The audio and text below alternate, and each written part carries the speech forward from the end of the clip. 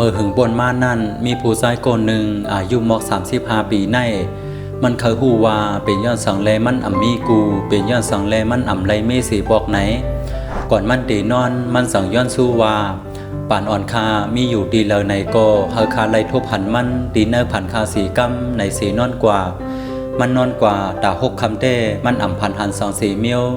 ถึงมาคำที่เสียดมันสั่งพันหันดีเนอร์ผันมันนั่นว่ามีลุงก่อนหนึ่งมันก็สั่งไปเข้ากว่าถามลุงนั่นว่า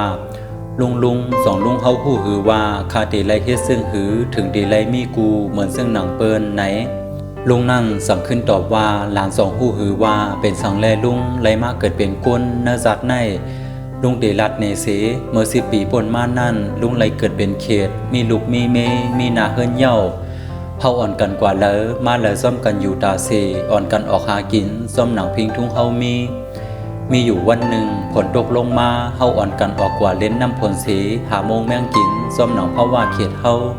พ่อแม่ลูกมีดังซื้อติว่าในพองยามนั่นกวยกาดังซื้อนั่นเฮามีอ่ำตันหึงสังมีมือกวนมังยอบเอาตัวลุงแห้งว่าแห้งลุงคัดเสอเตียนออกเฮาหลุดก็อ่ำไล่ยิงเตียนมือนั่นยิงแค้นมีเพียงติ๊ก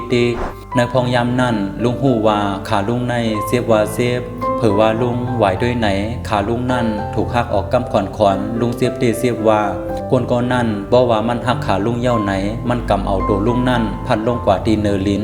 ลุงซัมโบเสียบแกนลงกว่าตั้งตูลุงถอยเสอลุงซัมโบเดขาดกวยกาอันลุงเสียบเหลือสีนั่นแทงโกลุงหันห่างด้านขางเสอของลูกเมลุงถูกกวนก้อนนั่นเฮ็ดดีเขาเหมือนเฮ็ดดีลุงในเขาอ่อนกันห้องไห้ย้อนว่าเฮ็ดสังอ่ำไรสีมิว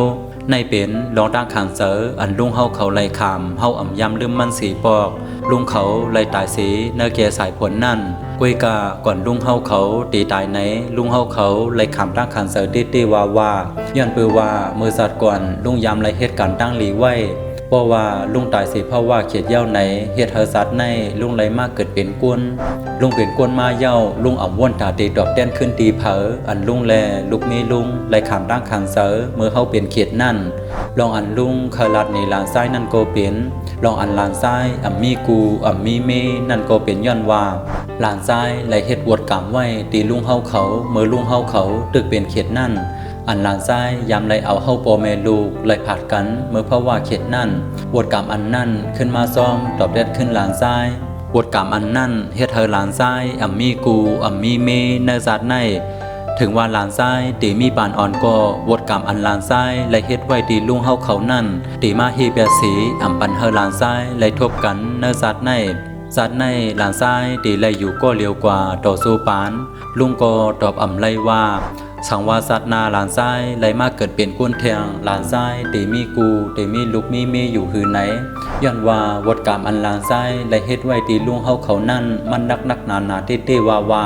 เพราะว่าลุงก็นั่นลาสุดเย้าไหนหางลุงนั่นก็หายกว่าที่เนอฝันมันนั่นกำเหลียวถึงกลางในเมืองเลี้ยงมามันก็ตื่นขึ้นมาสีนางเงาเย้าวนถึงลองอันมันนอนฝันหันนั่นอยู่เผยกำนั่นมันสั่งว่นกว่าขึ้นต้องไรว่ามือมันก็เรียกผลตกลงมาสีมันก็ออกกว่าเลี้ยนน้ำผลมันซ้ำหันเขียดออกมากินโมงเมียงมันสั่งกว่างยอบเขียดซื้อนั่นหักขาเขาเปียกำขอนปือดาตีอย่าเฮอเขียดซื้อนั่นเวียนไปมันไหล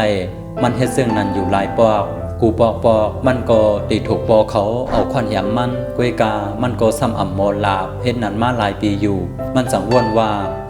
อันใน5วดกามอันเก่าเลยเอาลูกเมเอาหน้าเฮือนเปิ้นเลยผาดกันอันเก่าเลยเฮ็ดไว้ดีเขียดซื้อนั่นขึ้นมาซ่อมดอกแดนขึ้นดีเก่าเฮ็ดเฮอเก่าอ่ำมีกูอ่ำมีเมเนสัตในหลีกูเตเย้าวดกามในไหน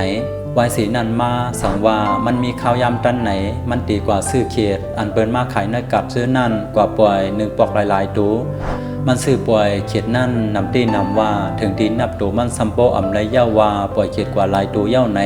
พอนดีอันมันได้ซื้อปล่อยเขียดขึ้นนั่นอ่ำไปซ่อมส่งบันมันเธอมันไรมีกูเนื้อซักในมันโกอ่ำหูไรว่าเทียงหลายสัตว์หลายปานมันสังตีไรมีกูเหมือนเสื่องหนังเปิ้นไหนในเป็นพอนให้กรรมอันไรเอาโปเมลูโผเมเปิ้นนาเฮิรนเปิ้นไรผาดกันถึงตีซัมโปไรตายบทกรรมอันนั่นซ้ำขึ้นมาซ่อมตอกแดนขึ้นเฮ็ดเธออ่ำมีกูเฮ็ดเธออ่ำมีลูกมีเมเฮ็ดเธอไหลอยู่ก็เร็วกว่าต่อสู้ปาน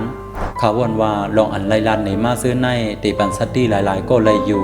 ปิ่นภายใต้เส10ไข่นี้ขึ้นปืนขาเฮาหมกโมขาวกีสีเมอซุงคา